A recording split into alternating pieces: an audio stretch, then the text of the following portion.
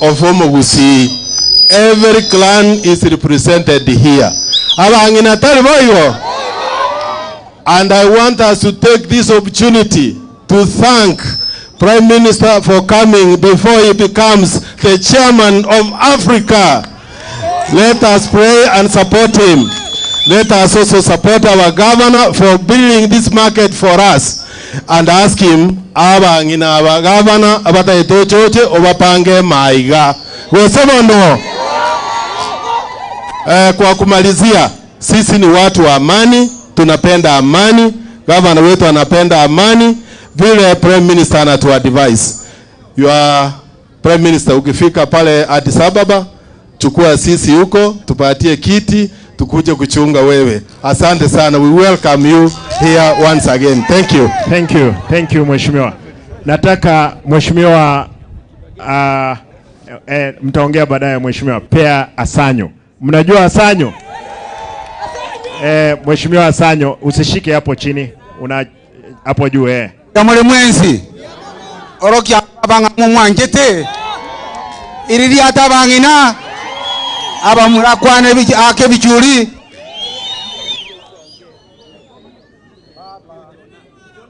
Baba, tunakushukuru siku ya leo kwa kufika hapa Marani. Baba, Kisii yote na Nyamira ni yako 100%. Na boigo. Mworo kirende baba. Baba, asante kwa kuja kufungulia mama hii soko. Na sisi nisikia vizuri kwamba dunia mzima imependa wewe uende kuongoza continent ya Afrika ukiwa Addis Ababa. Mwanjire boigo. Imokia magoko igoro. Asante sana baba. Sisi tunakuunga mkono na hapa governor wetu akiwa hapa tunakusupport governor. Weka kila mtu pamoja na watu watasikia maneno yako, tuendeleze county yetu na tunakusupport fully. Thank you. Na asante kwa wale wote wamefika hapa, viongozi wetu, wajumbe wetu na kila mmoja tunashukuru baba, tunakuombea na asante kwa kupigania Kenya kwa muda mrefu, but now the reward is that you are going to look after AU 54 countries. God bless you baba. Asante. Mheshimiwa Onkendi, dakika moja tafadhali. Aliuliza pia ubunge wa Bonchari. Dakika moja. Marani hoye! Baba hoye! Governor Arati hoye! Mimi ni Mheshimiwa Onkendi John Ondieki, aliyegombea Bonchari kwa tikiti ya chama cha ODM. Nimefurahi sana kufika hapa. Kwanza tunafuraha kabisa kwa sababu ya mchakato ambao umeanza wa kumchagua kinara wetu Mheshimiwa Raila Odinga kuwa mwenyekiti wa kamati ya baraza la Umoja wa Afrika. Msemaje? Tunafuraha kabisa na asante kwa kufika hapa baba na Mheshimiwa Arati kwa kumleta kinara wetu. Asante Mheshimiwa Raila. Asante. Asante. Vicky, unajua unaongea mambo mengi. Tafadhali dakika moja. Vicky Ondeli anatoka kule Magena. Igo. Awa. Mwana na magoko. Aserairo Prime Minister ito ikire. Simba netaya. Haya, asante. Wacha nichukue nafasi hii. Waheshimiwa, niko na wao hapa, niko na Mheshimiwa Kibagendi wa Kitutu Chache South. Atusalimie ndiposa Mheshimiwa wa Nyariba Arimasaba atuongeleshe. Asante sana. Na kia bantu bami ntomo gogete. Erebuya gosere bobe. Baba, sisi tunafurahi sana. Umetutembelea hapa Kisii, hapa Kitutu. Sisi watu wa Kitutu tumesimama na wewe tangu enzi ulipoanza siasa national politics. Na leo tumefurahi sana umetutembelea hapa ili kufungua soko hii. Sisi tuko nyuma ya gavana wetu ambaye pia ni vice chairman wa chama chetu cha ODM. Right Honorable Prime Minister, mimi hivi majuzi nimeona katika kampeni yako ya kukua African Union Chairman, nimekuona ukitembea na rais wa nchi hii ambaye ni William Ruto. Hiyo ilikuwa ni kitu kizuri sana. Lakini pia ningependa kusema wakati unatembea na rais, mkumbushe yale mambo. Sisi wananchi wa hapa chini bado tunaumia, sivyo? Tungeomba uambie rais, kama sasa watoto wamekuja half term, mid term, tuli expect warudi na check za basari, lakini president amekuwa akisema ametuma hela hizo za basari, yet pesa hizo hazijafika katika constituencies. Sisi tunaomba apunguze ushuru, na hii mambo ya housing levy, hiyo koti imesema hiyo mambo ni illegal, na Attorney General amesema hiyo mambo ni illegal.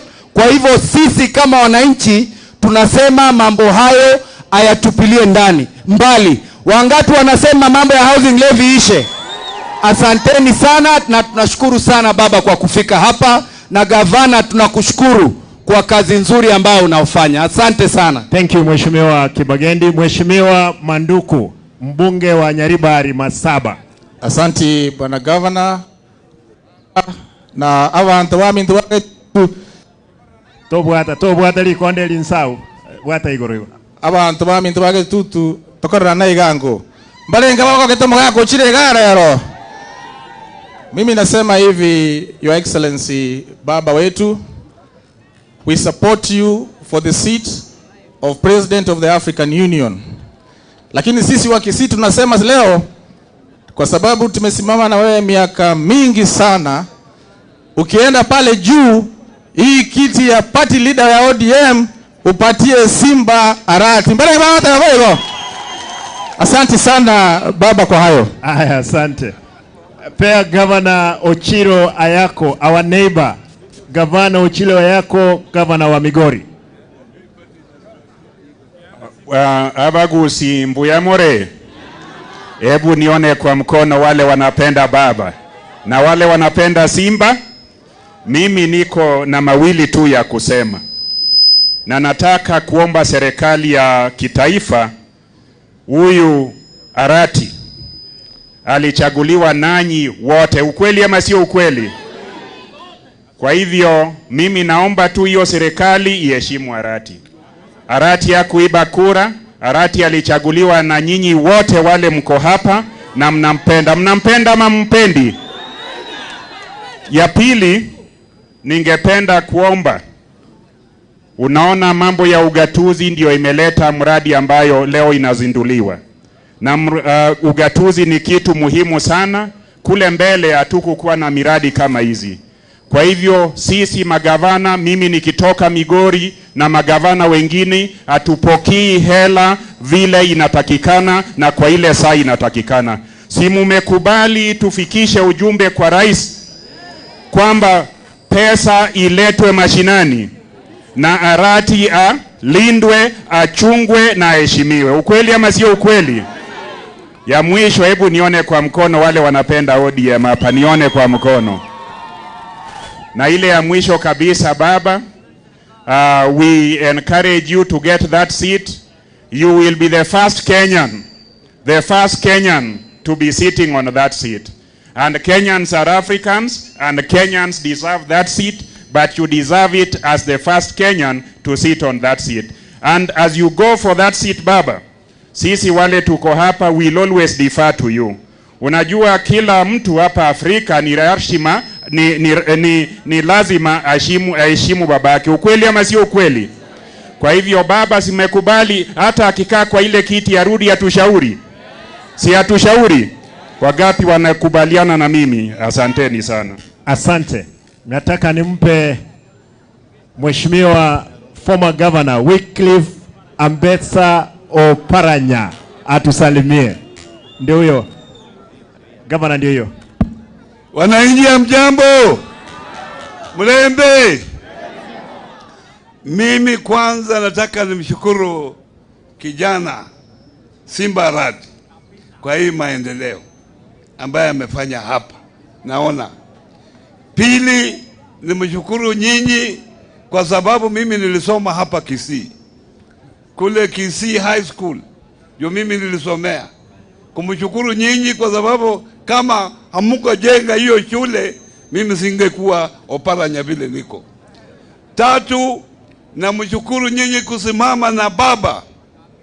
Hii miaka yote hapa Kisii mumesimama na baba akiwa kiongozi wetu wa ODM, na pia kusimama na chama cha ODM. Nione wale watu wa ODM, nione watu. Nyinyi watu wa Kisii, mchunge huyu kijana. Chui imeingia kwa boma, inataka kuua kondoo. Muangalie kabisa wa Kisii. Huyu kijana tunamtegemea pale mbele. Mtamlinda? Nione wale watamlinda. Haya, Arati umesikia? Asante. Asante Mheshimiwa Governor Oparanya. Tigangu na ndeto kuwa na nirimo mugaka bono umanyeto mugaka tigato igwane nero kobe president ya Africa SG country karibu 46 nintageta amanye ngawikire marani ntogo koroboigo ni wangapi pamoja na mimi wanakaribisha baba Raila Amolo Odinga hapa Kitutu Chache South North. Kabla sijampea nafasi nataka nitambue chairman wa soko yuko wapi? Chairman wa soko Munari ndio huyo mzee. Sasa tunataka tukupe, hebu pea yeye mic huyo mzee, unajua ni mzee mkubwa huyu. Mzee Munari, pea yeye mic. Leta mic moja hapa. Pea mzee hapa. Kwa sababu tunataka tupee wewe leo soko hii na nitataka ifanye kazi. Thank you, Your Excellency. Baba, tumeshukuru kwa kufika hapa ili kutukufungulia ili soko letu la Marani. Abangi na mabagate. Moigweta buya. Eka toka ikere. Thank you, Your Excellency. Thank you, Your Excellency.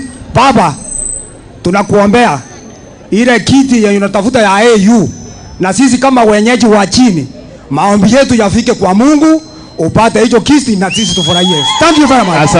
Asante. Chairman ODM, dakika moja tafadhali. Wakili Ondieki, dakika moja tu. Marani oye! ODM! Vile mnajua mimi ndio chairman wa ODM. Baba, tunakukaribisha hapa. Feel at home. You are at home. Simba, wewe ni Simba. Unafanya kazi, endelea na kazi mzuri. Thank you so much. Asante. Haya, mnikubalie niseme mambo mawili kabla baba hajatuongeleza, si ndio?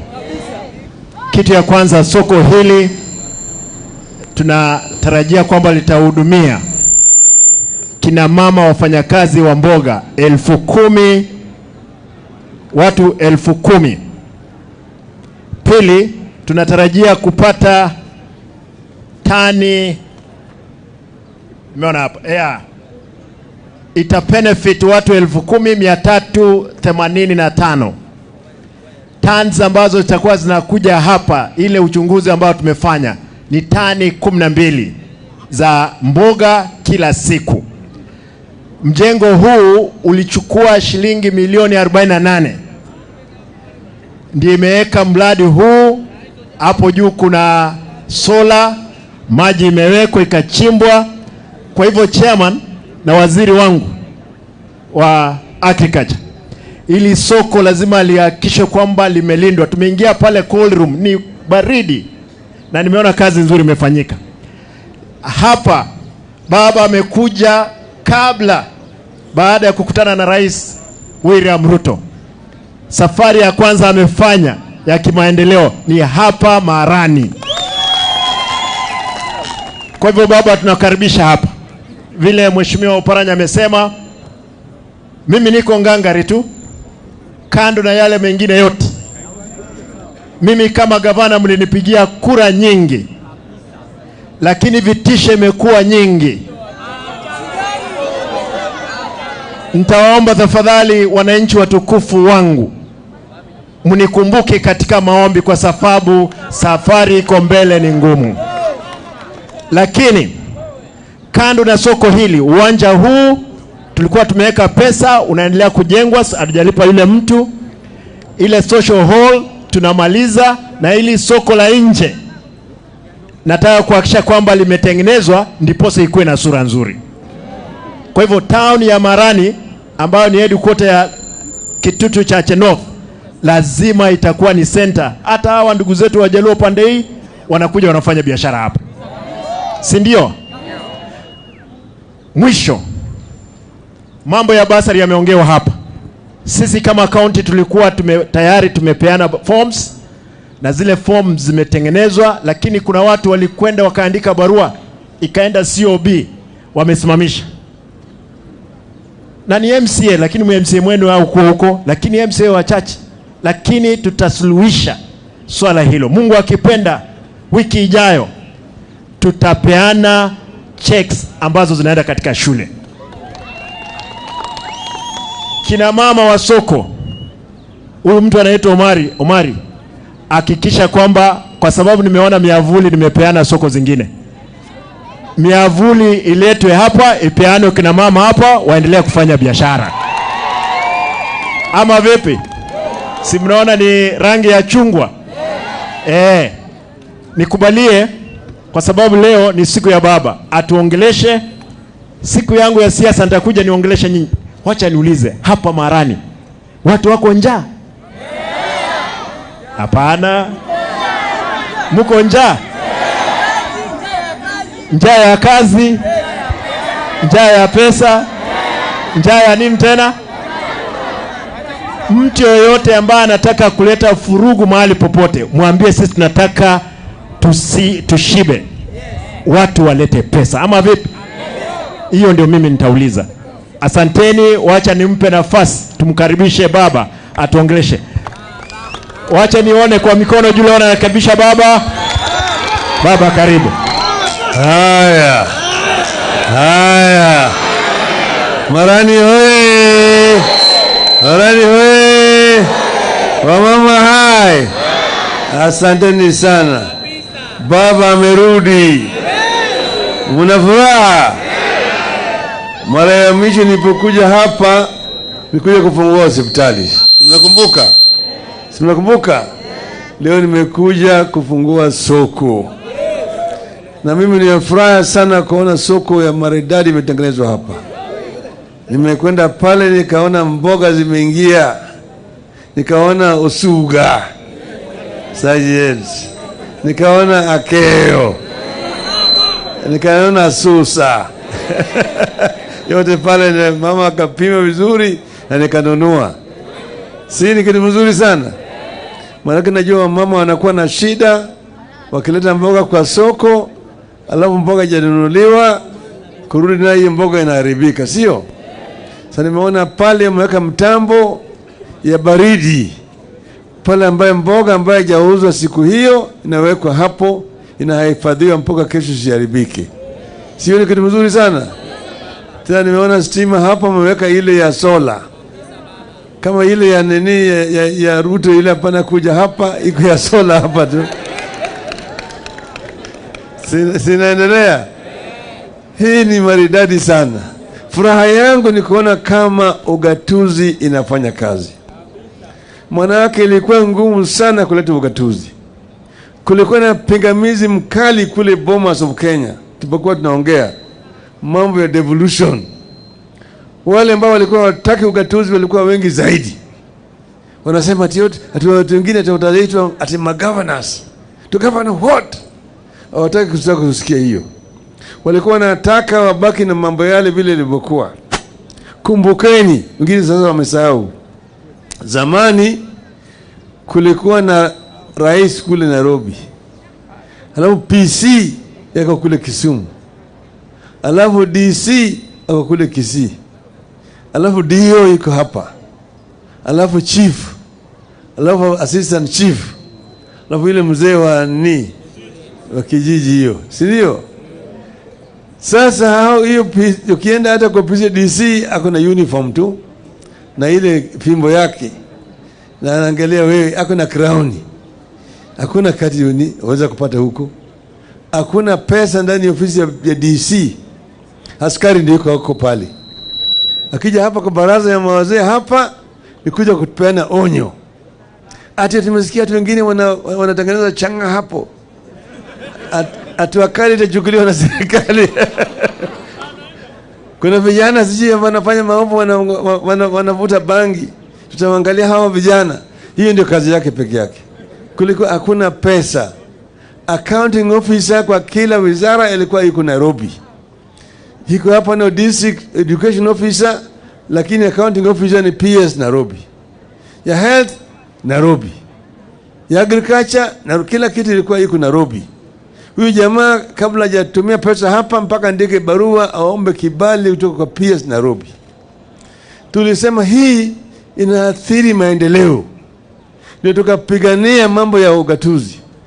Mnakumbuka Bomas of Kenya walipotoka pale wakaenda Kilifi wakaharibu ile katiba. Mnakumbuka? Alafu wakaleta sasa tupige kura ya maoni. Ikawa ndizi na chungwa. Mnakumbuka? Chungwa ikanguza ndizi wapi? Sio? Kama ile ya ndizi ingepita, mambo yangebaki yale. Hamngekuwa na governor hapa kama Arati. Mngekuwa hapa na DC Kisii peke yake. Ofisi ya DC kulikuwa kuna kazi. Kazi watu wanaajiriwa kule Nairobi Public Service Commission peke yake. Sasa hapa tuko na governor hapa, tuko na mawaziri wake hapa, tuko na permanent secretary yake hapa. Watu wanaajiriwa hapa Kisii. Watu wa graduate ambaye ako na degree anaajiriwa hapa. Zamani mtoto yako kama yeye ametoka university anatafuta kazi aende Nairobi. Kule ndio kazi ilikuwa peke yake. Tunaona haya. Si ni maendeleo mazuri. Hiyo ndio mimi nilikuwa napigania. Sisi tukatofautiana na Kibaki. Hiyo mambo ya katiba. Lakini tukapigana mpaka baadaye hiyo katiba ikakuja. Sasa kuna gavana mnachagua nyinyi wenyewe. Na MCS mnawachagua. Nyinyi sivyo? Tunasema kama mtu amechaguliwa, kama yeye alichaguliwa kama Simba, alichaguliwa na ODM. Hata huyo nani Kibagendi amechaguliwa na ODM. Ako na kandarasi ya ODM kwa miaka 5. Abaki ndani ya ODM. Akitaka kubadilisha nia aende ngambo ile nyingine, kama yeye ameshika na usharati umalaya anaona ngambo ile ni mzuri zaidi, arudi kwa wananchi kwa kura, ajiuzulu, arudishe ile tiketi ya ODM, aende achukue ile ya UDA, turudi naye kwa kiwanja. Sio sawa? Hiyo ndio tulisema, na hiyo ndio iko katika ile ripoti ambayo iko kule mbele ya bunge, ambayo tunataka ipitishwe ili ianze kufanya kazi. Sasa sisi tumesema tunataka watu wetu wote waungane wawe kama kitu kimoja. Nilirudi hapa juzi kuzindua mpango ya watu kujisajili kama wanachama wa chama chetu cha ODM. Sivyo? Ni kwa watu wa ODM. Kuna watu wa ODM hapa? Wapi watu wa ODM? Ndio mkono hapa. Simba ndio naibu wa chairman wa ODM wa kitaifa. Uparanya yule ni deputy leader ya chama cha ODM ya kitaifa. Tunataka chama cha ODM iwe na nguvu zaidi. Nataka vijana waingie ndani ya ODM, wakina mama waingie kwa ODM kwa fujo. Vijana ndio nguvu ya chama. Wamama ndio maua ya chama. Maua ambayo yanafanya nyuki inakuja. Alafu asali inatengeneza ndani ya chama. Ili chama chetu cha ODM iwe na nguvu zaidi. Sivyo? Sasa sisi tumesema tukianzia mwezi ujao, mwezi wa Aprili, tutafanya uchaguzi wa chama. Kule mashinani, kule kwa polling station, tutakuwa na uchaguzi pale. Watu wote wataingia pale. Kutoka hapo wanakwenda kwa ward. Kwa ward wanaenda kwa sub county, yani constituency. Kutoka pale wanakwenda kwa county. baadaye wanakwenda mpaka kule Nairobi. Sawa sawa? Sawa sawa? Sasa mimi niko na nyinyi. Baba haendi mahali. Sawa sawa? Nikienda Addis Ababa hapa ni saa 2 tu na ndege. Nalala hapa Kisii, asubuhi natoka na ndege, saa 4 nimefika kule, nafanya kazi. Siku Friday mimi narudi. Sasa mimi niko hapa. Na mkinitaka kwa kazi ile nyingine yote, mimi niko. Nasema hiyo ikae kwanza, mimi nitakuja kufanya hii wananchi. Sawa sawa? Na tunataka tusembee pamoja na tuunganishe bara ya Afrika na vile vile nchi yetu ya Kenya mpaka iendelee mbele. Yale ambayo tulikuwa tunasema tutafanya mpaka tufanye. Na itafanyika. Sawa sawa? Mko tayari? Mko tayari? Mko tayari? Sasa mimi niko sawa namna hiyo. Juzi mimi nilikutana na Ruto na Museveni. Nilienda kutafuta kura ya Museveni. Sawa sawa? Ruto vile vile akaja pale, alikuwa vile vile na shughuli pale. Akutana na yeye. Nikamwambia hata wewe nataka kura yako. Wakakubali yeye na Museveni ya kwamba watanipiga mimi kura. Museveni amesema yeye mwenyewe ndiye atapropose mimi. Sawa sawa? Sasa mimi wiki ijayo hii mimi naenda kuona na Kagame. Kagame vile vile nataka aingie ndani. Mama Suluhu tayari amesema ako tayari atanipiga mimi kura. Sasa bwana Salva Kiir amekubali. Sasa hii bara hii yote Afrika Mashariki yote nataka kufyaka. Sawa sawa? Alafu naenda kule kusini. Juzi nimekuwa na ule na Ramaphosa amesema ndio. Sawa? Shekedi amesema ndio. Sawa sawa? Sasa mimi naona yule ambaye atatoka tutamanyana naye tu kwa kiwanja. Akiniangusha sawa sawa. Sawa sawa? Mnataka niendelee? Baba endelee siendelee? Ndio nasema baba endelee, ndio mkono hapa. Asanteni sana, Mungu awabariki. Aya. Mulino mogoko. Baba, tunataka kusema kwamba sisi tunakubariki, tunasema kwamba enda mbele, na tunashukuru Mheshimiwa Ruto kwa sababu ya kukubali kushika wewe na kukupea kura yake kama mwana Kenya halisi. Mheshimiwa Senator wetu nasikia alikuwa njiana na kuja, yawezekana kwamba asitupate hapa Mheshimiwa Nyonka, lakini tunakwenda Magena kufungua soko nyingine kama hii. Kwa hivyo abananchi baminto ntaetemba sabe mwensi tugenderego kolegas ngoisaransa tule nateba ngoisaransa tule getigaiga tuigwane inkitogo kora na monte nga simba ga wakorire kia usekebe tutale gochumotu torosi gusiya ito mo wancha boigo mbia mono Nyasaye abe nainwe mbia mono. Thank you.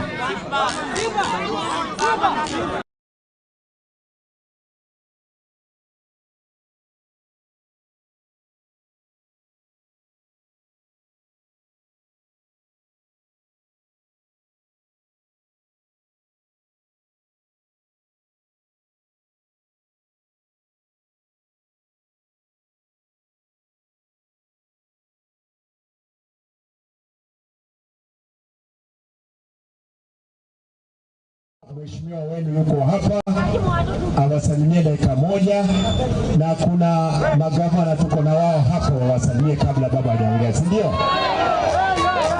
Mheshimiwa nipe mic ama mheshimiwa chukue.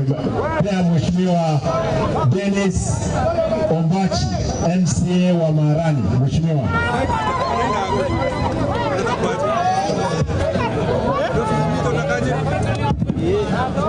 Soma nyuma.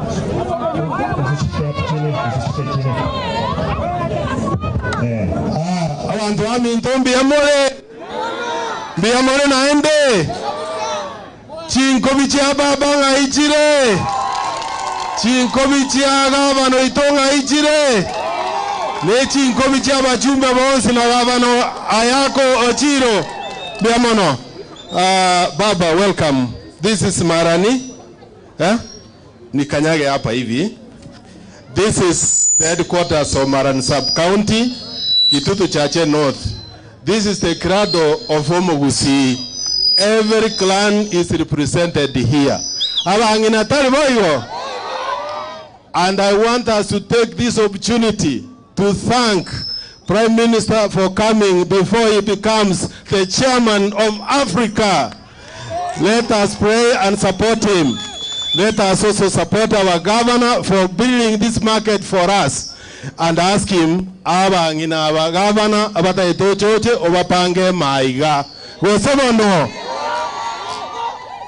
kwa kumalizia, sisi ni watu wa amani, tunapenda amani, governor wetu anapenda amani, vile Prime Minister anatu advise. Your Prime Minister, ukifika pale Addis Ababa, chukua sisi huko, tupatie kiti, tukuje kuchunga wewe. Asante sana. We welcome you here once again. Thank you. Thank you. Thank you, Mheshimiwa.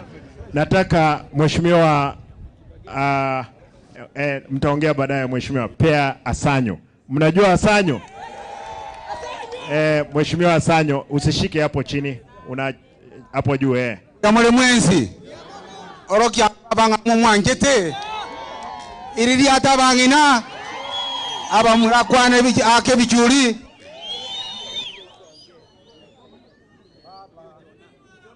Baba, tunakushukuru siku ya leo kwa kufika hapa Marani. Baba, Kisii yote na Nyamira ni yako 100%. Na boigo. Mworo kirende baba. Baba, asante kwa kuja kufungulia mama hii soko. Na sisi nisikia vizuri kwamba dunia mzima imependa wewe uende kuongoza continent ya Afrika ukiwa Addis Ababa. Mwanjire boigo. Imoki ama wako igoro. Asante sana baba. Sisi tunakuunga mkono na hapa governor wetu akiwa hapa tunakusupport governor. Weka kila mtu pamoja na watu watasikia maneno yako, tuendeleze county yetu na tunakusupport fully. Thank you. Na asante kwa wale wote wamefika hapa, viongozi wetu, wajumbe wetu na kila mmoja tunashukuru baba, tunakuombea na asante kwa kupigania Kenya kwa muda mrefu, but now the reward is that you are going to look after AU 54 countries. God bless you baba. Asante. Mheshimiwa Onkendi, dakika moja tafadhali. Aliuliza pia ubunge wa Bonchari. Dakika moja. Marani hoye! Baba hoye! Gavana Arati hoye! Mimi ni Mheshimiwa Onkendi John Ondieki, aliyegombea Bonchari kwa tikiti ya chama cha ODM. Nimefurahi sana kufika hapa. Kwanza tunafuraha kabisa kwa sababu ya mchakato ambao umeanza wa kumchagua kinara wetu Mheshimiwa Raila Odinga kuwa mwenyekiti wa kamati ya baraza la Umoja wa Afrika. Msemaje? Tunafuraha kabisa na asante kwa kufika hapa baba na Mheshimiwa Arati kwa kumleta kinara wetu. Asante Mheshimiwa Raila. Asante. Asante. Vicky, unajua unaongea mambo mengi. Tafadhali dakika moja. Vicky Ondeli anatoka kule Magena. Igo. Awa. Mwana magoko. Asirairo Prime Minister ito ikire. Simba netaya. Haya, asante. Wacha nichukue nafasi hii. Waheshimiwa, niko na wao hapa, niko na Mheshimiwa Kibagendi wa Kitutu Chache South. Atusalimie ndiposa Mheshimiwa wa Nyariba Rimasaba atuongeleshe. Asante sana. Na kia bantu bami ntomo gogete. Erebuya gosere bobe. Baba, sisi tunafurahi sana. Umetutembelea hapa Kisii, hapa Kitutu. Sisi watu wa Kitutu tumesimama na wewe tangu enzi ulipoanza siasa national politics. Na leo tumefurahi sana umetutembelea hapa ili kufungua soko hii. Sisi tuko nyuma ya gavana wetu ambaye pia ni vice chairman wa chama chetu cha ODM. Right Honorable Prime Minister, mimi hivi majuzi nimeona katika kampeni yako ya kukuwa African Union Chairman, nimekuona ukitembea na rais wa nchi hii ambaye ni William Ruto. Hiyo ilikuwa ni kitu kizuri sana. Lakini pia ningependa kusema, wakati unatembea na rais, mkumbushe yale mambo sisi wananchi wa hapa chini bado tunaumia, sivyo? Tungeomba uambie rais, kama sasa watoto wamekuja half term, mid term, expect warudi na check za basari, lakini president amekuwa akisema ametuma hela hizo za basari, yet pesa hizo hazijafika katika constituencies. Sisi tunaomba apunguze ushuru, na hii mambo ya housing levy, hiyo koti imesema hiyo mambo ni illegal, na Attorney General amesema hiyo mambo ni illegal.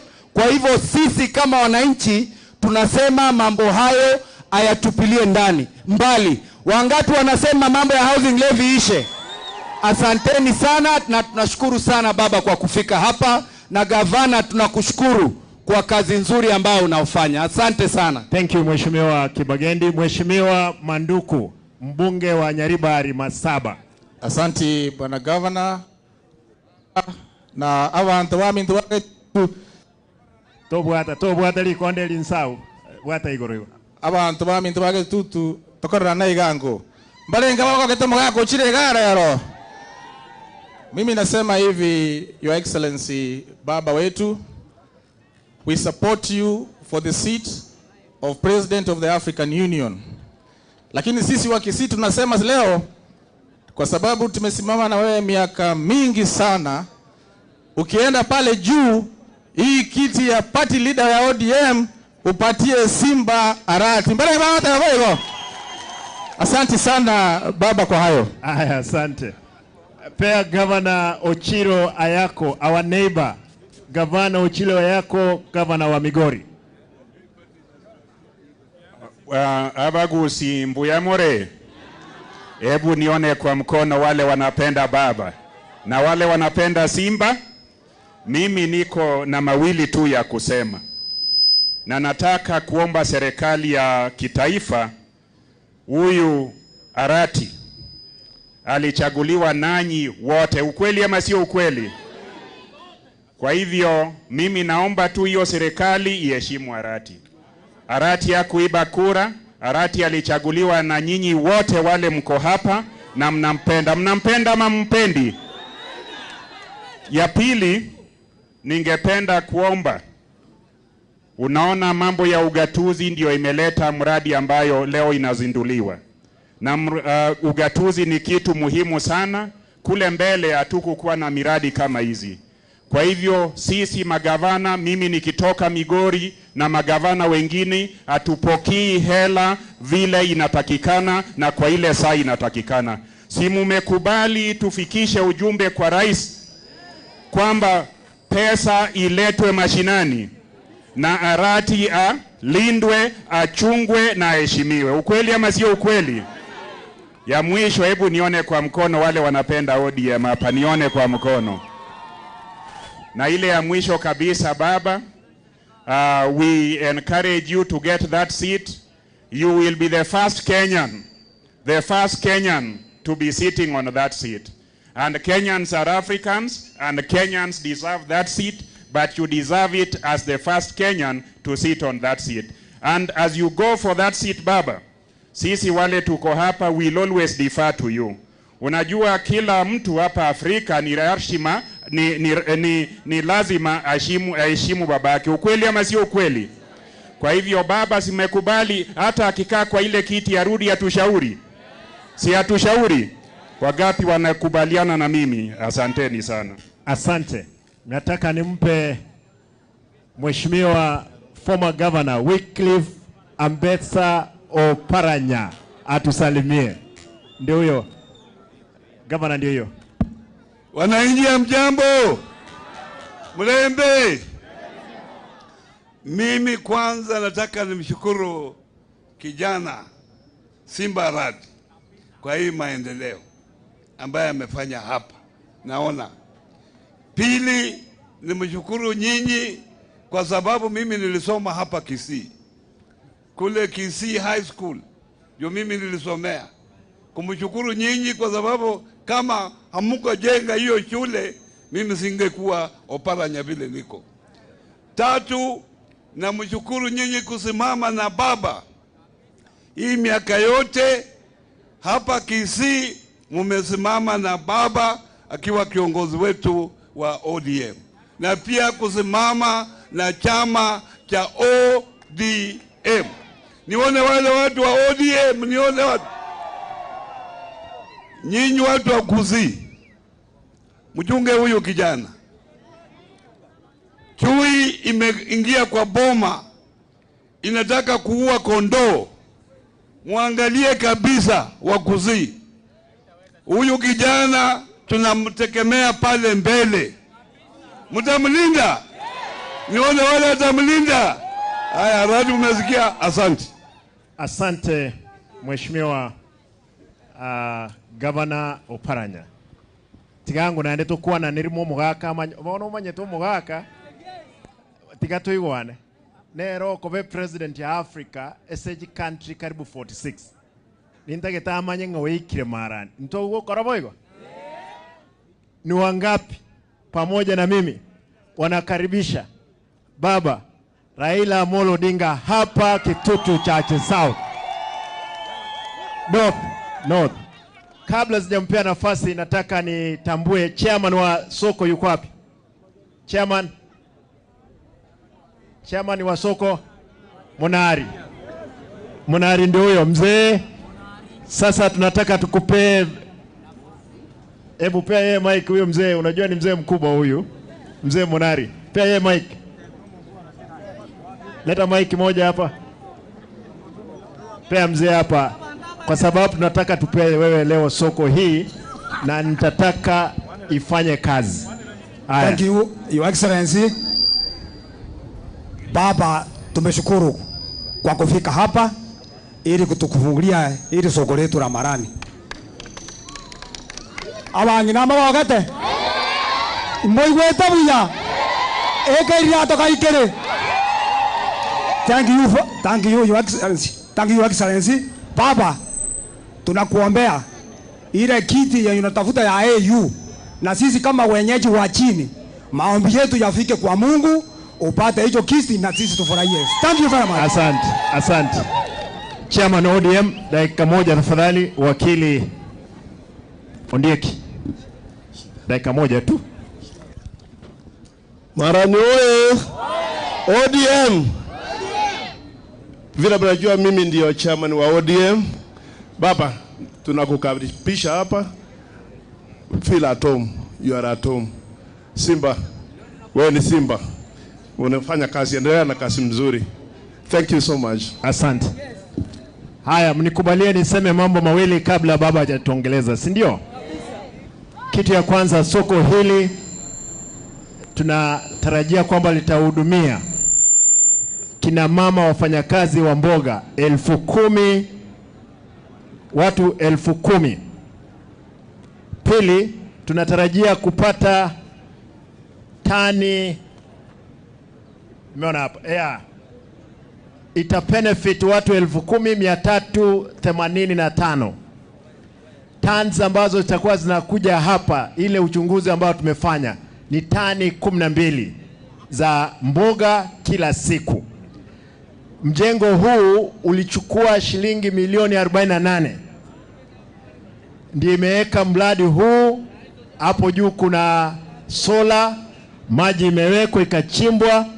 Kwa hivyo chairman na waziri wangu wa agriculture, ili soko lazima lihakikishe kwamba limelindwa. Tumeingia pale cold room, ni baridi na nimeona kazi nzuri imefanyika hapa.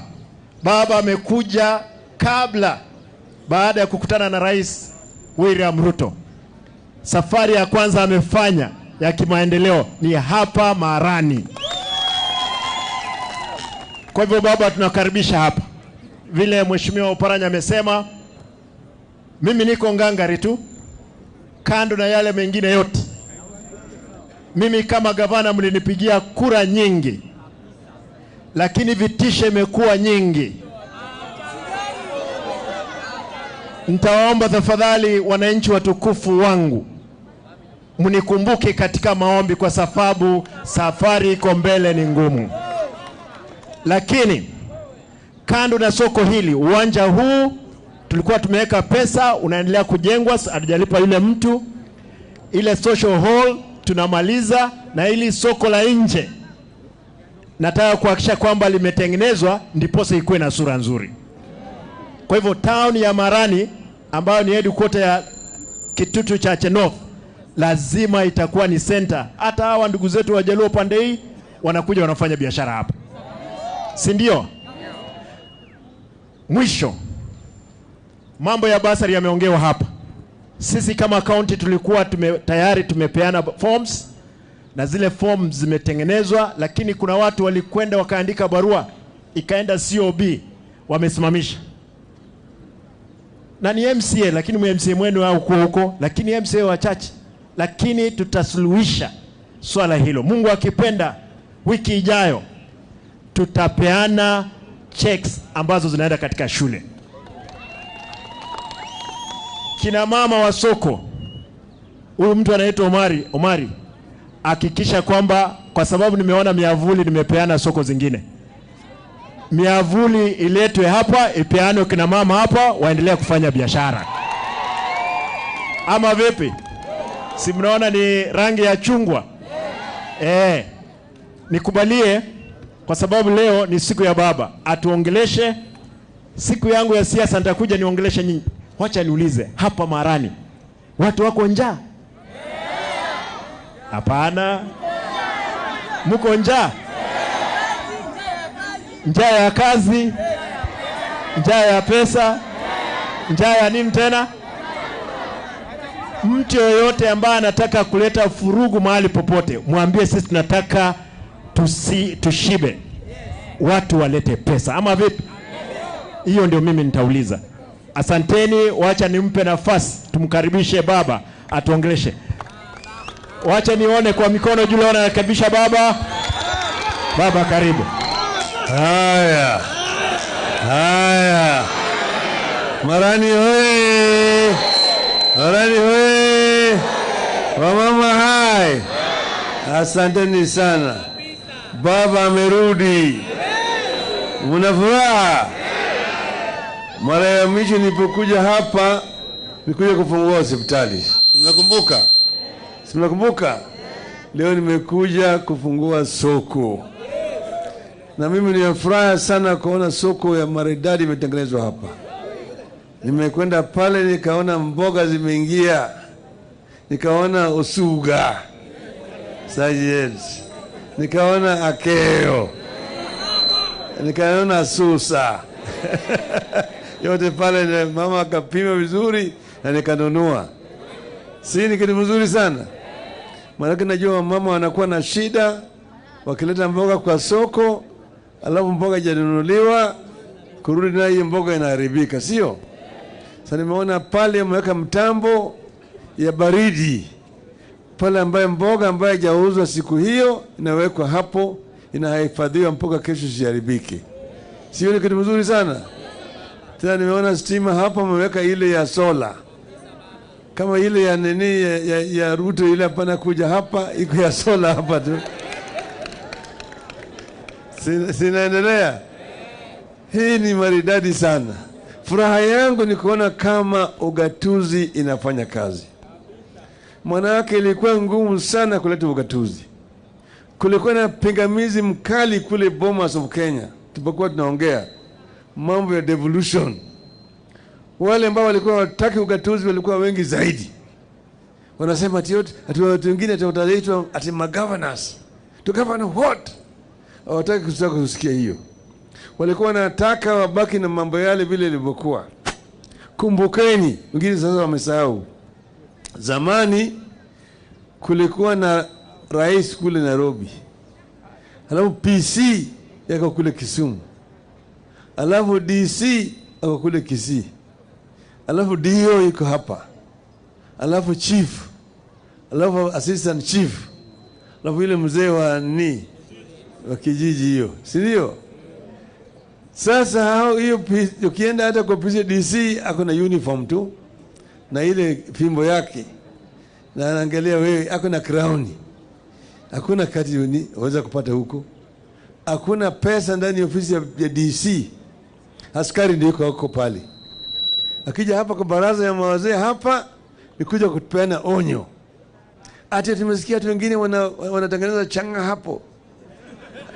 Atuakali itachukuliwa na serikali. Kuna vijana siji wanafanya maovu, wanavuta bangi. Tutaangalia hawa vijana. Hiyo ndio kazi yake peke yake. Kuliko hakuna pesa. Accounting officer kwa kila wizara ilikuwa yuko Nairobi. Hiko hapa no district education officer, lakini accounting officer ni PS Nairobi. Ya health Nairobi. Ya agriculture na kila kitu ilikuwa yuko Nairobi. Huyu jamaa kabla hajatumia pesa hapa mpaka andike barua aombe kibali kutoka kwa PS Nairobi. Tulisema hii inaathiri maendeleo. Ndio tukapigania mambo ya ugatuzi. Mnakumbuka Bomas of Kenya walipotoka pale wakaenda Kilifi wakaharibu ile katiba. Mnakumbuka? Alafu wakaleta sasa tupige kura ya maoni. Ikawa ndizi na chungwa. Mnakumbuka? Chungwa ikaanguza ndizi wapi? Sio? Kama ile ya ndizi ingepita, mambo yangebaki yale. Hamngekuwa na governor hapa kama Arati. Mngekuwa hapa na DC Kisii peke yake. Ofisi ya DC kulikuwa kuna kazi. Watu wanaajiriwa kule Nairobi Public Service Commission peke yake. Sasa hapa tuko na gavana hapa, tuko na mawaziri wake hapa, tuko na permanent secretary yake hapa. Watu wanaajiriwa hapa Kisii. Watu wa graduate ambaye wako na degree anaajiriwa hapa. Zamani mtoto yako kama yeye ametoka university anatafuta kazi aende Nairobi. Kule ndio kazi ilikuwa peke yake. Tunaona haya. Si ni maendeleo mazuri. Hiyo ndio mimi nilikuwa napigania. Sisi tukatofautiana na Kibaki juu hiyo mambo ya katiba, lakini tukapigana mpaka baadaye hiyo katiba ikakuja. Sasa kuna gavana mnachagua nyinyi wenyewe na MCS mnawachagua nyinyi, sivyo? Tunasema kama mtu amechaguliwa, kama yeye alichaguliwa, kama Simba alichaguliwa na ODM, hata huyo nani Kibagendi amechaguliwa na ODM, ako na kandarasi ya ODM kwa miaka 5, abaki ndani ya ODM. Akitaka kubadilisha nia aende ngambo ile nyingine, kama yeye ameshikwa na usharati umalaya anaona ngambo ile ni mzuri zaidi, arudi kwa wananchi kwa kura, ajiuzulu, arudishe ile tikiti ya ODM, aende achukue ile ya UDA, turudi naye kwa kiwanja. Sio sawa sawa? Hiyo ndio tulisema, na hiyo ndio iko katika ile ripoti ambayo iko kule mbele ya bunge, ambayo tunataka ipitishwe ili ianze kufanya kazi. Sasa sisi tumesema tunataka watu wetu wote waungane wawe kama kitu kimoja. Nilirudi hapa juzi kuzindua mpango ya watu kujisajili kama wanachama wa chama chetu cha OD. Sivyo? Ni kwa watu wa ODM. Kuna watu wa ODM hapa? Wapi watu wa ODM ndio mkono hapa? Simba ndio naibu wa chairman wa ODM wa kitaifa. Uparanya yule ni deputy leader ya chama cha ODM ya kitaifa. Tunataka chama cha ODM iwe na nguvu zaidi. Nataka vijana waingie ndani ya ODM, wakina mama waingie kwa ODM kwa fujo. Vijana ndio nguvu ya chama. Wamama ndio maua ya chama. Maua ambayo inafanya nyuki inakuja. Alafu asali inatengeneza ndani ya chama. Ili chama chetu cha ODM iwe na nguvu zaidi. Sivyo? Sasa sisi tumesema tukianzia mwezi ujao, mwezi wa Aprili, tutafanya uchaguzi wa chama. Kule mashinani, kule kwa polling station, tutakuwa na uchaguzi pale. Watu wote wataingia pale. Kutoka hapo wanakwenda kwa ward. Kwa ward wanaenda kwa sub county, yani constituency. Kutoka pale wanakwenda kwa county. Baadaye wanakwenda mpaka kule Nairobi. Sawa sawa? Sawa sawa? Sasa mimi niko na nyinyi. Baba haendi mahali. Sawa sawa? Nikienda Addis Ababa hapa ni saa 2 tu na ndege. Nalala hapa Kisii, asubuhi natoka na ndege, saa 4 nimefika kule, nafanya kazi. Siku Friday mimi narudi. Sasa mimi niko hapa.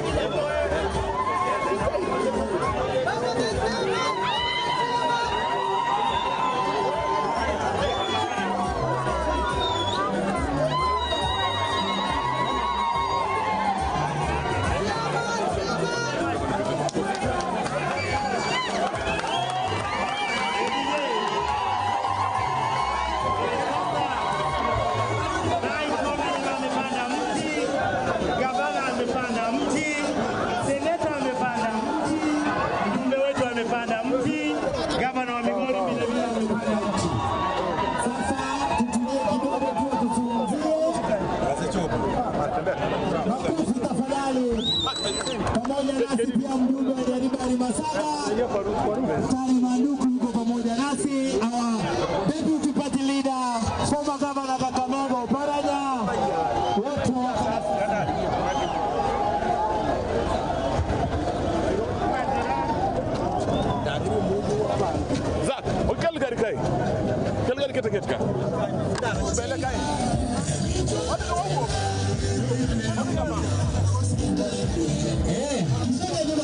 tusonge nyuma kidogo. Tusonge nyuma. Pamoja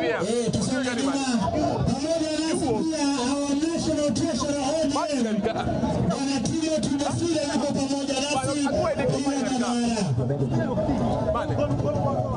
Gavana tumia gavana. Ongea na gavana. Baba ndio huyo.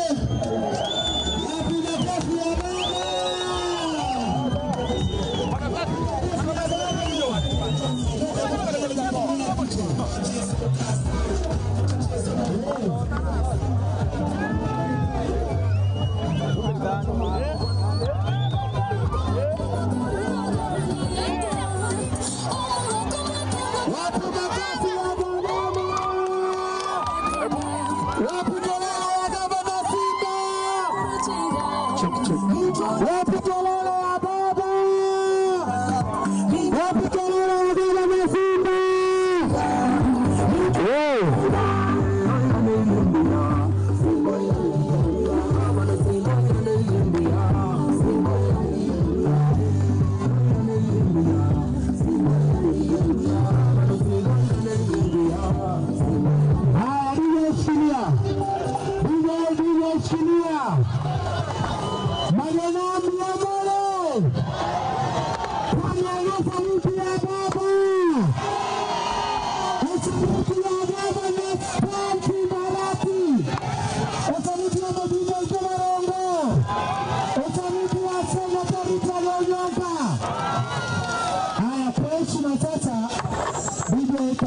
Tunaanza kuongea. Your Excellency Right Honorable Raila Odinga, Your Excellency Governor Kisii County, msemaji wa Bagusi, nikubalie nimkaribishe Gavana Arati aweze kutukaribisha, karibishe baba aweze kuendelea. DJ weka hiyo ngoma ya Gavana. DJ tafadhali, hiyo ngoma ya Gavana DJ.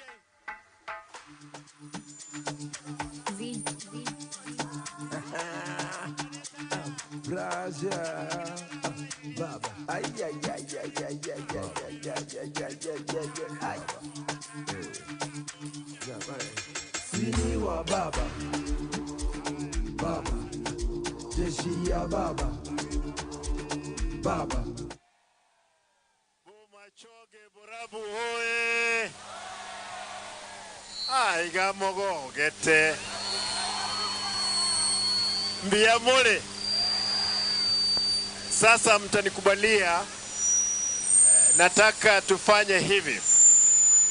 Nataka niko na wabunge wengi hapa na nimeona MCA pia wa Nyamira leader majority yuko hapa, na niko na gavana mwenzangu hapa. Kwa hivyo tutafanya haraka kwa sababu tuko na mkutano mwingine kule town. Nikubalie kwanza niseme hivi.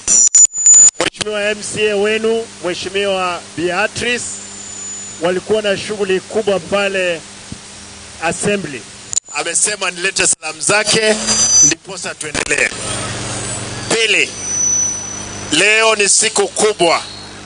Nitaongea baadaye baada ya mimi kupeana hii mic. Wacha nione. Nimeona mrefu, weka mkono juu. Mnajua huyu mrefu alikuwa alichumalia Nyachae, yuko hapa. Nani wale sijatambua. Mama huyu aliuliza huyu ni dada ya Asanyo kule Nyaribari Masaba. Mheshimiwa Asanyo yuko hapa, nilikuwa nimemuona hapa. Haya, mama Esther Nyamwamu yuko hapa. Vicky Onderi yuko hapa. Chairman wa chama cha ODM Misondieki yuko hapa, wakili. na watu wangu ambao tunafanya kazi pamoja, Mama Sara Nyahenya, Beatrice wako hapa. Nikubalie na youth leader wangu yuko hapa. Chairman wa, yule alikuwa ameuliza ugavana kule Trans Nzoia, pia akauliza kura, lakini mheshimiwa Manduku akambwaga yeye chini. Na waheshimiwa nitawaintroduce baadaye. Huyu chairman wa Bomachoge Borabu ODM Ontegi yuko hapa. Chairman wa bodaboda Bomachoge Borabu yuko hapa. Mheshimiwa Onkendi ambaye aliuliza kura Bonchari yuko hapa. Asanyo ambaye uliuliza kiti cha ubunge kule Kitutu cha North yuko pamoja na sisi. Nikubalie kwa sababu ya wakati nipeane nafasi hii kwa wabunge wawasalimie, si ndio? Wacha nianze na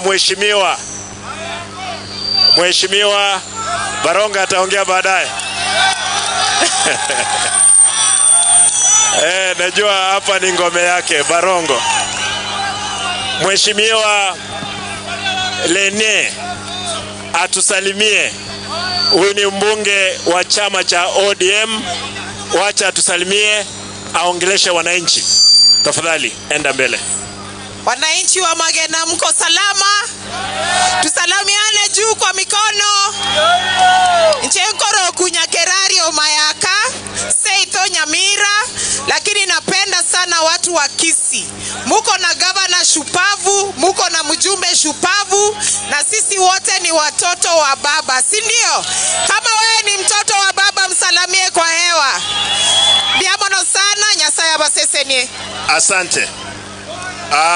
Pea huyu leader wa majority wa Nyamira tusalimie dakika moja. Kama ametoka Nyamira mpaka hapa. Abantu ba Magena mbuyamole. Imogogete mnanto bwate baba iga. Baba is now Africa, is not even Kenya. Mnamuombea. Simba, what you doing to Kisii region is great. And that is why we've come all the way from Nyamira to come and stand with you. Tunakuombea mema sir, and thank you for standing with Baba. We wish you well. ODM is the way to go. Asante. Wacha nafasi hii nimpe mbunge wa Nyaribari Masaba atusalimie, Mheshimiwa Manduku. Abantu ba Minto ba Magena mbiyamole. Tokwa na niga sembe, tokwa na niga. Balenga ba watu ba baba aje kama president ya Africa. Kare baba ajira Africa, balenga ba watu ba Simba Arati ame party leader ya ODM. Mbiyamona abantu ba Minto.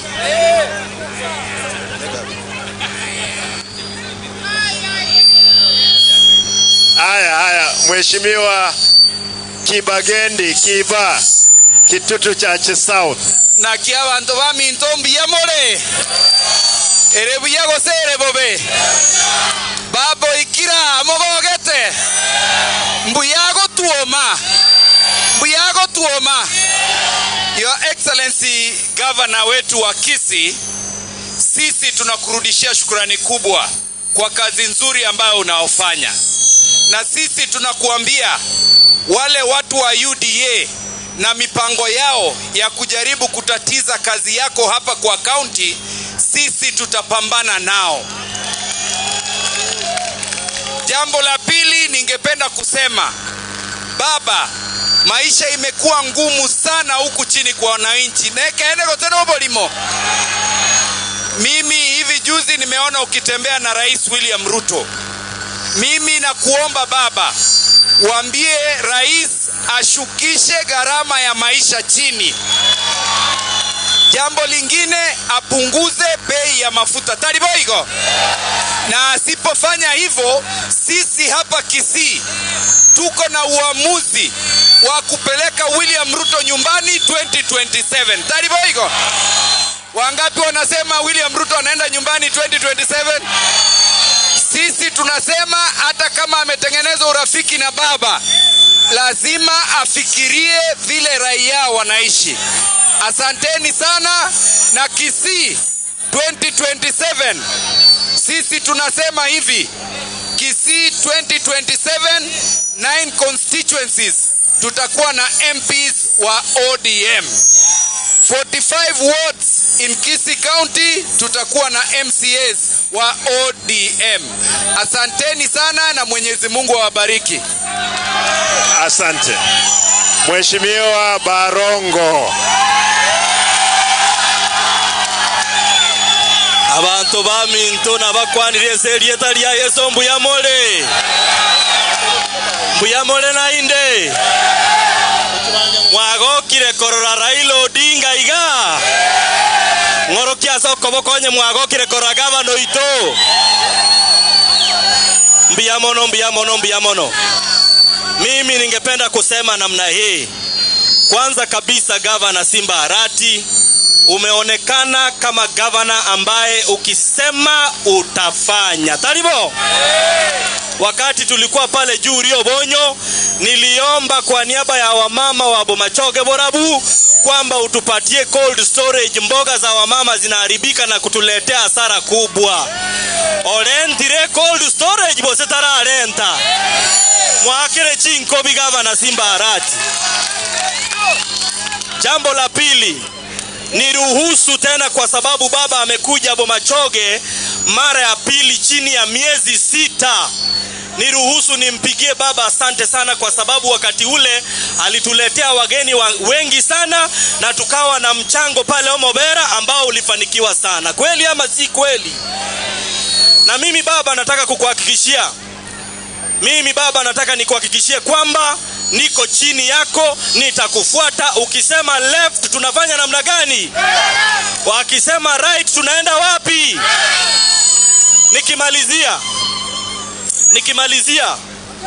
Nikimalizia nataka kusema hivi, governor, hii soko ni soko ambayo itasaidia wamama ambao wanauza mboga. Lakini kuna wafanyabiashara wengi hapa ambao pengine wangepewa nao pia stalls, biashara yao ingendoga. Uzuri ama si uzuri? Jambo la mwisho governor, kumbuka nilikuja kwako nikikwambia kwamba mwenda zake Nafta Londeyo Ntweka alifanya soko pale Kiangu. Hiyo soko imekuwa complete tangu 2014, inahitaji just small touch ups ndio wafanyakazi waingie pale, vijana wapate ajira. Gavana gakito gwanja toche tokore bidii echireri ya Kiango gakinero tonye kore elinda basaya baitu nabangi na banyora asa bakorere biashara. Finally baba, katika azma yako ya kutafuta wenyekiti wa tume ya Africa Combined, na kutakia kila laheri baba, na tunakupenda na karibu tena na asante sana. Mungu akubariki sana. Asante Mheshimiwa Barongo. Barongo amekuwa mwaminifu. Amekaa katika chama. Si aendelee namna hiyo. Hiyo mzuri Mheshimiwa Barongo, asante. Nimeona our treasurer. Kwa sababu nilikuwa sikumwona, tafadhali Liroba. Huyu alikuwa ni mbunge wa zamani wa Nyaribari Kitutu Masaba na ndio treasurer wetu. Wacha tusalimie kabla sijapea kiongozi mwingine. Mintolira bambu ya mole. Nimekuja kwa mpangilio wa baba katika kushughulikia maendeleo katika sehemu hii ya Kisii, kulingana na vile gavana wetu anaendelea kuchapa kazi. Huyu ni gavana wa kusema na kutenda. Wangapi wanasema tutembee na gavana wetu? Hata mimi niko pamoja na yeye. Pili, hivi karibuni mambo yameanza kubadilika. Tumesikia baba anaenda kuwa mkubwa katika Afrika yetu yote.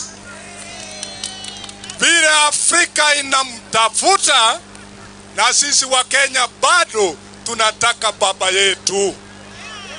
Wangapi wanasema arudi 2027 kuwa rais wa Jamhuri ya Kenya? Umekubali hiyo?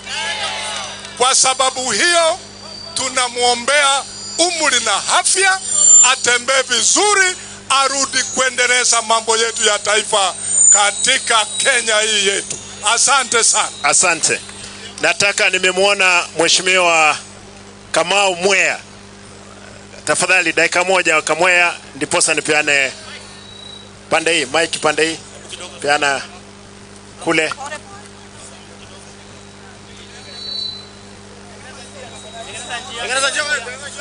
Peana nafasi hapo. Kamau, kwa sababu alikuwa amekuja na baba, ametoka kule Central, atusalimie. Kamau. Watu wa Kisii, hamjambo? Hamjambo tena? Umepokea salamu za mlima? Mimi nataka kuambia kitu kimoja. Kwetu akina mama na akina mama munisikize vizuri.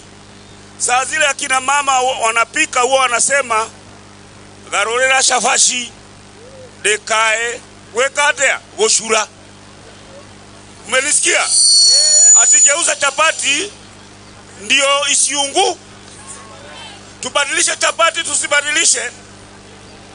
Nasema namna hii, baba aende asiende, tumpatie support yetu, tusimpatie. Na arudi hapa 2027, asirudi. Arudi. Baba, umesikia? Watu wa Kisii wanasema usimame, wewe lazima utakuwa kwa ballot, ukipenda usipende. Aya, nataka kabla governor ngoja, senator wetu, Senator Richard Momaima yuko na sisi hapa. Wacha kuja atusalimie. Leta mic hapa. Mheshimiwa Momaima. Hello.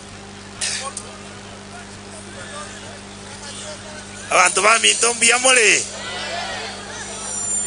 Governor Arati, waziri mkuu, nimechelewa lakini nimefika. Ega siane gano oja kobinya para. Governor Androje kwa haki na vera about 80%. Inche kiko se 20 yimbu yere. Otherwise, thank you all of you. Biamono intuna abana abamotiga tukole gasiamo. Biamono. Aya, asante. Nataka nimpe gavana mwenzangu, gavana wa Migori, Dr. Ochiro Ayako, atusalimie. Gavana kaba kungu nabangina mbwe more. Muko sawa? Nimeleta salamu kutoka Migori County, mmepokea? Hebu nione kwa mkono wale wamepokea Migori. Salamu kutoka Migori. Leo hii nimekuja kuona vile mnapenda gavana wenyu na vile mnampenda baba, na nimekuja kusema watu wa Migori ni marafiki wa karibu sana na Abagusi. Ukweli ama sio ukweli? Kwa hivyo hii mradi ambayo imezinduliwa hapa leo, hii mradi mukiwa na mboga hapa, nimeona hapa kuna mradi mzuri sana, na sisi kule Migori tuko na soko na tuko na samaki. Sio ni mzuri? Kwa hivyo kitu nasema, watu wa hapa, watu wa Migori na watu wa Homa Bay na wengine wa Kenya ni watu moja.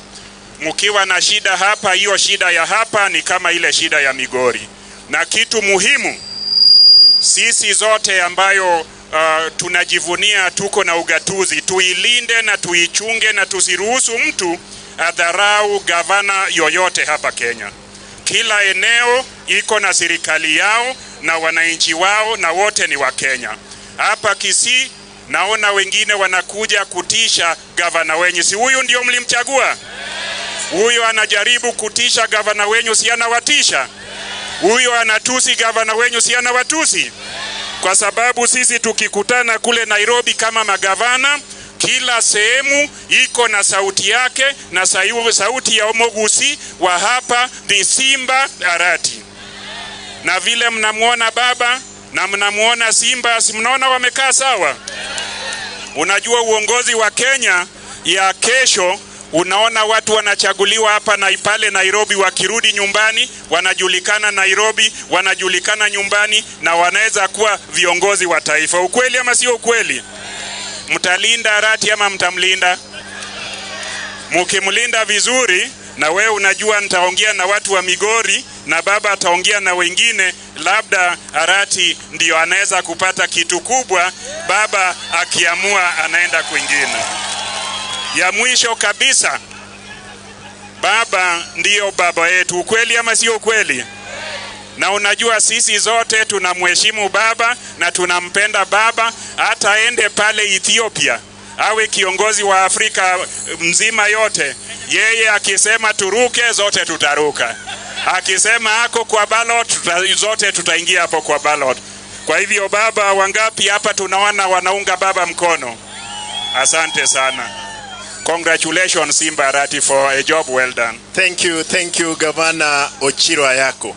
Sasa nataka nimlete Vice ama Deputy Party Leader Gavana Oparanya Ambetsa atusalimie.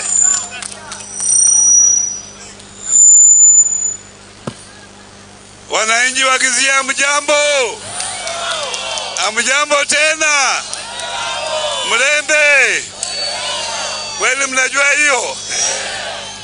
Sasa mimi nimekuja hapa nikiandamana na baba kuona maendeleo ambayo inaendelea hapa. Nina furaha, nimeona maendeleo makubwa ambayo inafanywa na huyu gavana wenu. Na mimi nikiwa mmoja hapo waanzilishi, gavana waanzilishi wa ukatuzi, nina furaha kuona maendeleo kama haya. Hii ni kuonyesha ya kwamba ukatuzi ambayo ililetwa na baba imeshika misisi katika nchi yetu. Kwa hivyo nyinyi wananchi mpaka muunge ukatuzi, kwa sababu ukatuzi ndio utasaidia nyinyi kama wakuzi. Mimi nilisomea hapa Kisii High School, Kisii School. So mimi mmoja wenu nikija hapa naona nina furaha kwa sababu nilisomea hapa, na mimi nina marafiki wengi katika hii Kusiland. Mmoja wenu huyu gavana wenu. Nataka muunge mkono huyu gavana wenu, kwa sababu vile najua kwa chama amesimama imara, maendeleo anafanya vile vinatakikana, na yeye ni mmoja wapo viongozi ambao tunaangalia pale mbele katika chama chetu cha ODM. Niko pamoja na nyinyi? Mko pamoja na mimi? Kwa hivyo asante sana kusimama na yeye na muendelee kusimama na yeye. Mwisho nataka nishukuru tena nyinyi mmesimama kwa chama cha ODM. Muendelee kusimama hapo na msajili watu wengi waingie katika chama chetu cha ODM. Tukifika 2027 tuna watu wengi katika chama. Ni mwisho mumesimama na baba Raila Amolo Odinga. Mnasema, wengine wanasema yeye sasa anawacha siasa anaenda kule Ethiopia. Hiyo ni uo. Baba hako tu umuhumu. Hata kiende Ethiopia atakuwa tu umuhumu. Mungu awabariki. Aya.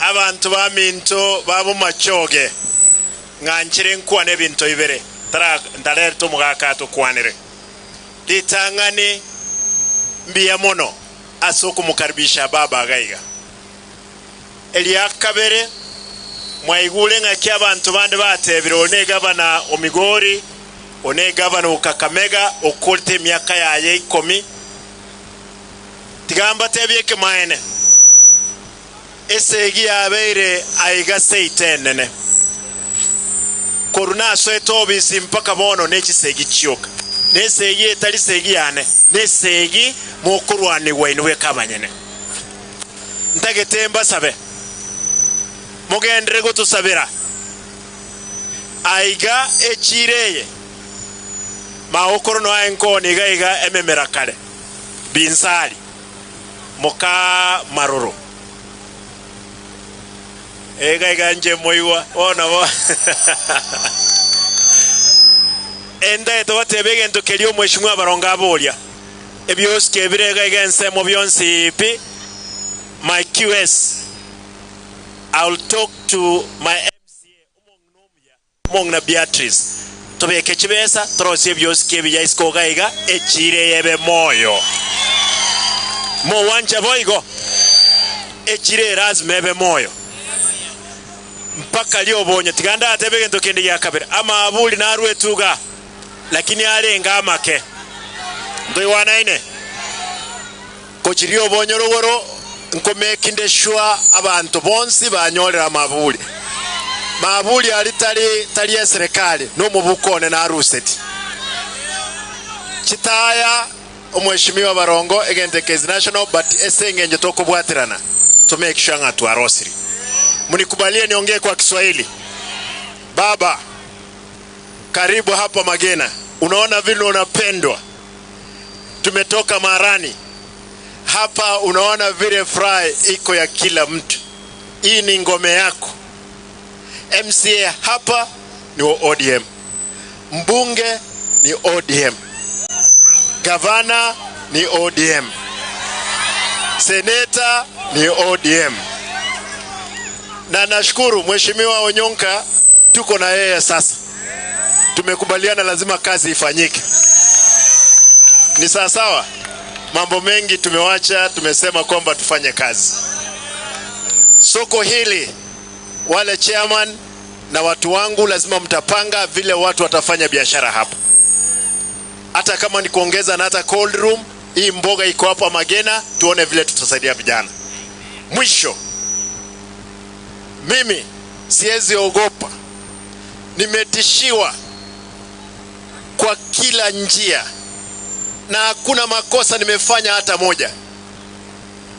Nataka niombe tafadhali wale wote hapa hivi ikijulikana kwamba chifu alikuwa hapa ataweza kuwa amevutwa kazi. Wakiona askari ambao wako hapa wamevaa uniform wataweza hata piwa transfer. Ati ile dhambi wamefanya peke yake ni kuja katika mkutano wangu. Naomba mimi niko na serikali yangu na ile kubwa iko, tunashirikiana kwa kufanya kazi. Hakuna vile tunakimbizana. Kwa hivyo naomba baba, unapoongea na Mheshimiwa William Ruto, mwambie Kisii tuko salama, tunakaribisha yeye, akija tutafanya vile tunakubaliana na yeye. Lakini hivi vitisho hao watu wako nayo hapa. Baba, juzi hapa tukupeana basari, watu walikuja wakapiga risasi mkutano kama huu, watu wengine wakaumia. Mpaka leo hii hakuna mtu ameshtakiwa. Askari ambao walitolewa Nairobi kuja kupiga risasi hapa wako kazini. Watu wamewekewa machuma kwa mguu, mwingine alipiwa risasi kwa kichwa, na hakuna kitu imefanyika. Tunataka haki itendeke, ikiwe kwamba mtu yuko serikalini ama yuko nje. Mimi nauliza tafadhali wananchi watukufu, hakuna nguvu nyingine, nguvu iko kwenu na kwa Mungu peke yake.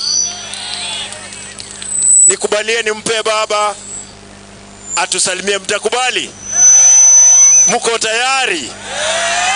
Bomachoge, mko tayari? Haya.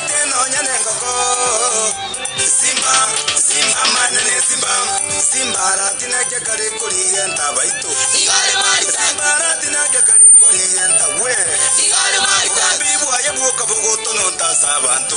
Igale marita. Bibu ayebu kabugoto no tasabanto. Igale marita. Haya. Bomachoge hoye. Magina hoye. Vijana hoye. Mama hai. Asanteni sana. Watu Bomachoge. Boyamore naende. Asanteni sana. Baba amerudi. Mwaka jana mwezi wa Septemba nilikuwa hapa Magena. Sio? Nikafanya hata harambee kule chini, sio? Na nilisema nitarudi kufungua soko. Sio? Hiyo ndio sababu mimi nimerudi. Niambia Simba wakati imewadia. Na kaniambia sasa imeiva. soko imekuwa tayari, kwa sababu nimekuja kufungua soko hii, na nimefurahi sana kukuta wamama pale wanacheka, wana furaha. Nikaona pale mboga, nikaona ile wajaluo naita osuga, nikaona keo, nikaona dek, nikaona susa. Hapo pale yote iko pale imeingia, na nimeambiwa ya kwamba kija hapa wanapima, alafu wanauza. Ile ambayo imebaki imepelekwa katika ile nyumba pale ya barafu huko, baridi sana pale. Mimi mboga inapelekwa pale, inawekwa, inahifadhiwa isiharibike mpaka kesho irudishwe kwa soko tena. Si ni kitu mzuri? Si kitu mzuri? Unaweka zamani ilikuwa kama mboga imechelewa kuuzwa inaharibika. Sasa hapa sasa soko imekuwa soko ya kisasa ambayo imejengwa hapa chini ya usimamizi ya gavana wa Kisii Simba Arati. Natoa shukrani sana sana sana. Hii inaonyesha ya kwamba ugatuzi inafanya kazi, sio? Devolution is working, sio? Hii ugatuzi ilikuwa na pingamizi mkali sana. Tulipokuwa kule Bomas of Kenya tukaangalia juu ya katiba mpya, watu wengi walipinga mambo ya ugatuzi. Walisema wataki kusikia ati kuna mtu ataitwa governor. Ati to govern what? Sakataka. Nikasema hapana, wewe unasema yule ambaye wewe hujaelewa. Pole sana, huelewi. Lakini ugatuzi itakomboa wa Kenya. Kumbukeni, wengine wamesahau, kabla hii mambo ya ugatuzi ya kuja, walikuwa Nairobi, serikali yuko juu, PC iko Kisumu, DC iko Kisii, dio iko hapa, sio? Alafu chief, alafu assistant chief, alafu mzee wa kijiji, sio? Walikuwa wanakwenda kwa ofisi, wamebeba fimbo na uniform na kofia, Arati crown, lakini hakuna pesa. Akija kwa baraza ya wazee, kazi yake ni kuja tu kutoa onyo kwa wazee. Tumesikia tuko na uchangani inatengenezwa hapa zipo hapa na pale, tutachukua watu wakali ile wale watu. Kuna vijana wanavuta bangi hapa, tutaangalia mambo yao. Lakini hakuna maendeleo yoyote. Pesa yote ilikuwa inasimama Nairobi. Accounting officer alikuwa Nairobi. Iko hapo district education officer, lakini accounting officer ni PS iko Nairobi. Agriculture officer PS iko wapi? Information officer PS iko wapi? Kila kitu Nairobi. Na huyu yako hapa hawezi kutumia pesa kabla hajapata kubali kutoka kwa accounting officer Nairobi. Kwa hivyo hiyo ndio ilikuwa imeathiri maendeleo katika taifa letu kwa miaka hizo zote zilizopita. Ndio tukasema tubadilishe mtindo, tulete. Walipokataa wakaenda wakabadilisha, tukakataa. Hapo ndio kulitokea ndizi na chungwa. Tunakumbuka ndizi iligongana na chungwa, na chungwa ikafanya nini? Sinangusha ndizi chini. Kama hatungefanya hiyo, hatungepata hii mambo ya ugatuzi. Hii ugatuzi watu wamepigana mpaka imekuja. Sasa mko hapa na serikali, nyinyi wenyewe ni machagua.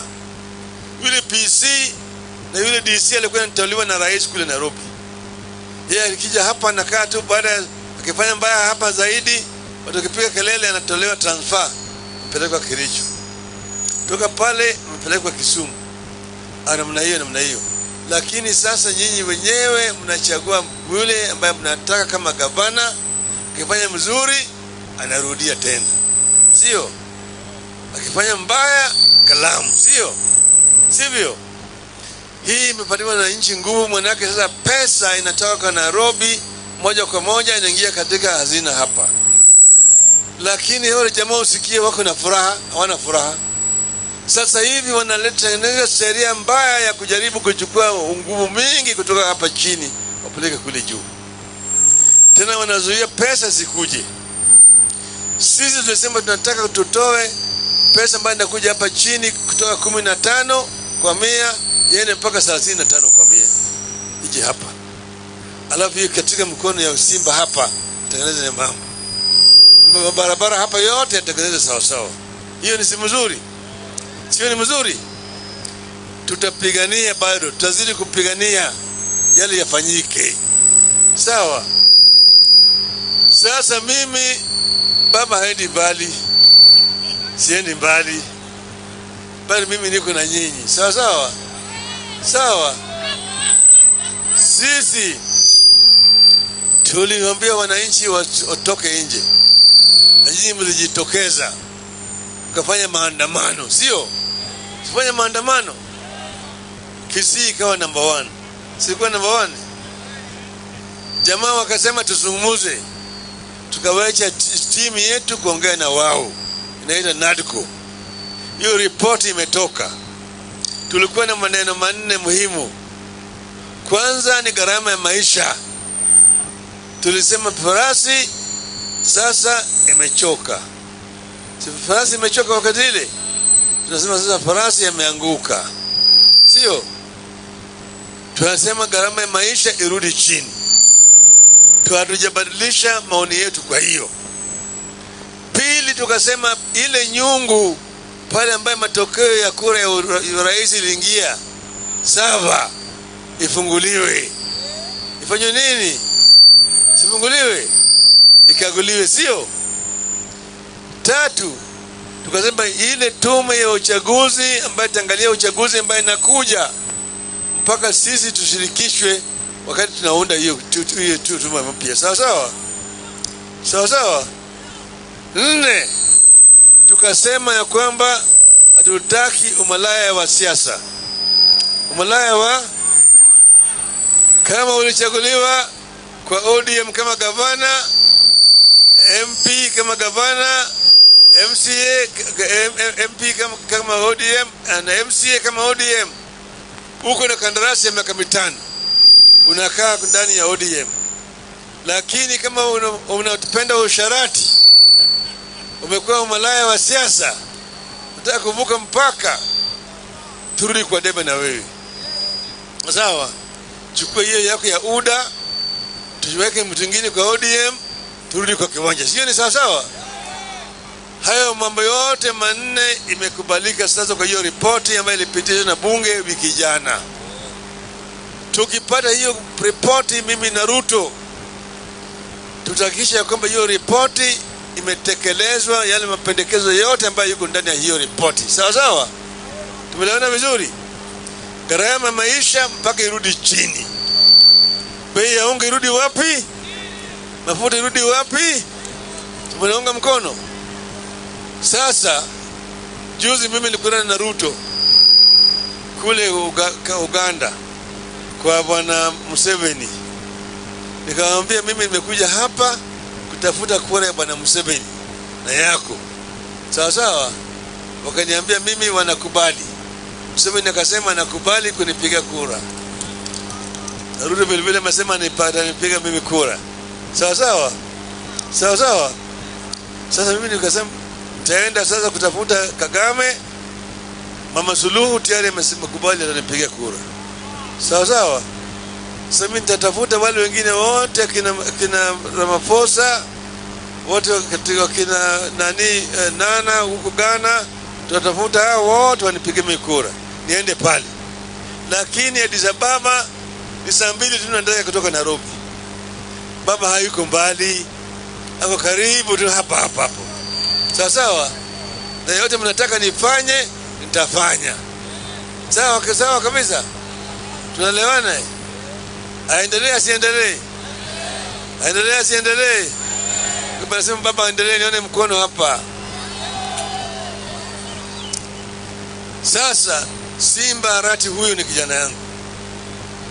Simba kwanza tulianza naye mbali zaidi. Alikuwa kwanza kama diwani kansa Nairobi City Council.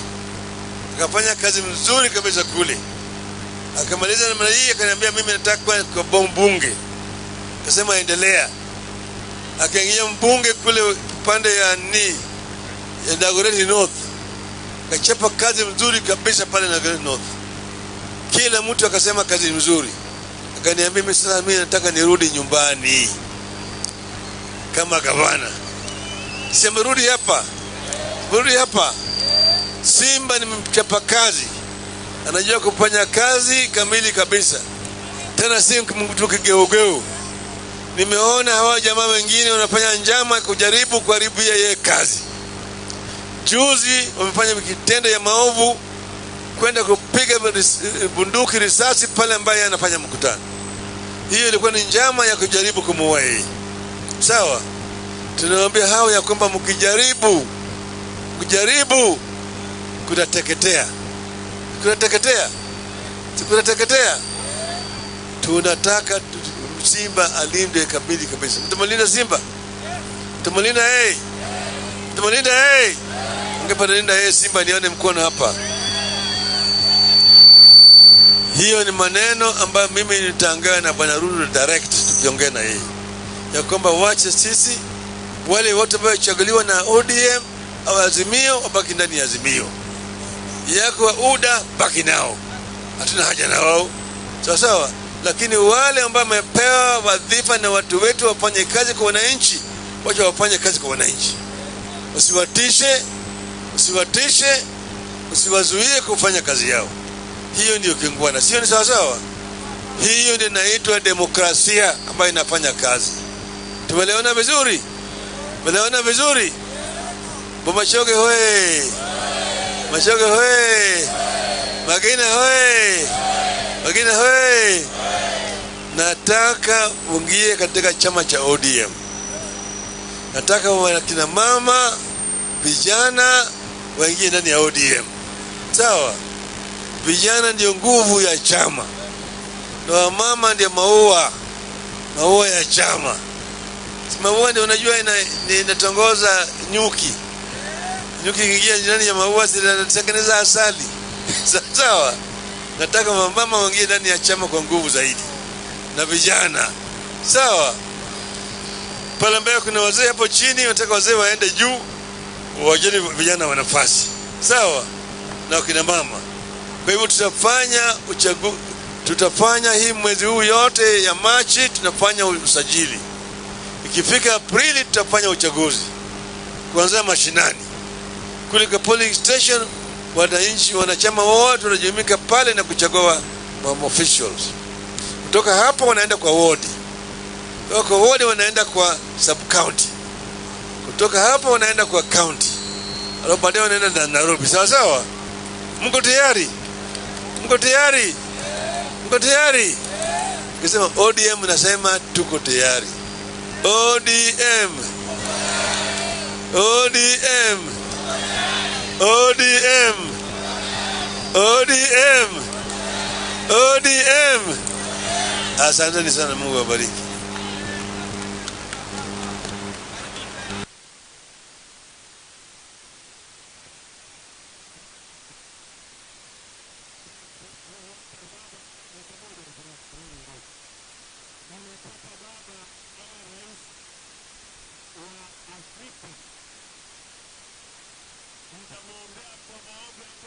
Afrika.